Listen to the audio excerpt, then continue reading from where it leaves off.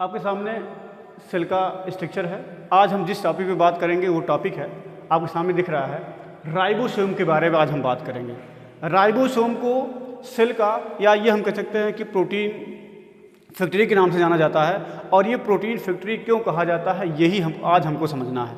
अब इस पूरे वाले सेल में हम आके देखते हैं तो वो जो राइबोसोम्स है वो कहाँ पे प्रेजेंट है, ये आप देख सकते हैं इस चीज़ को। ये आपको दिख रहा है, ये आपको दिख रहा है, ये वाला हिस्सा राइबोसोम का है। अब इस पूरे स्ट्रक्चर को हम आके यहाँ पे देखते हैं तो राइबोसोम दो तरह का होता है।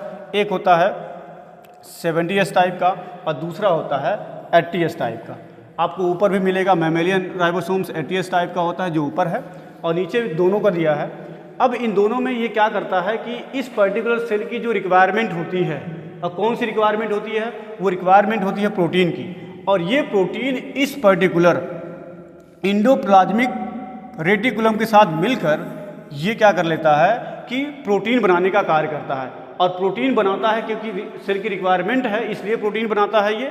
और सबसे बड़ा रिस्पॉन्सिबिलिटी इसी की होती है। इसी की वजह से इसको हम कहते हैं protein factory of the cell. अब इसमें थोड़ा सा बेसिक डिफरेंस में क्या क्या आता है। यदि हम प्रोकैरियोटिक राइबोसोम की बात करते हैं तो आपको सामने दिखेगा कि ये 70S टाइप का है, और जो दो सब यूनिट में मिलकर बना हुआ, एक है 30S टाइप और एक है 50S टाइप का।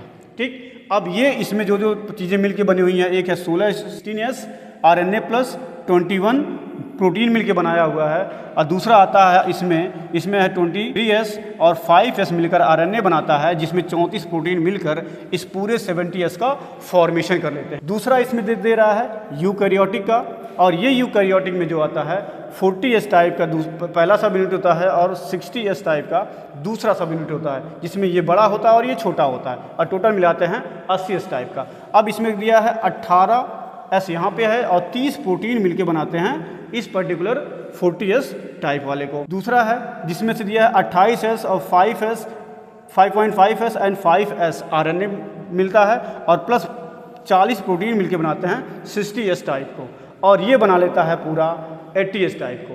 अब ये दोनों, चाहे ये प्रोकैरियोट का हो या फिर यूकैरियोट का हो, ये दोनों जो सेल की रिक्वायरमेंट होती है, उस पूरे सेल की रिक्वायरमेंट के साथ ये प्रोटीन को प्रोवाइड कराते हैं, प्रोटीन को बना के प्रोवाइड कराते हैं, जिससे कि सेल का जो जितना भी फंक्शंस है उन सभी फंक्शन को वो पूरा कर लेता है।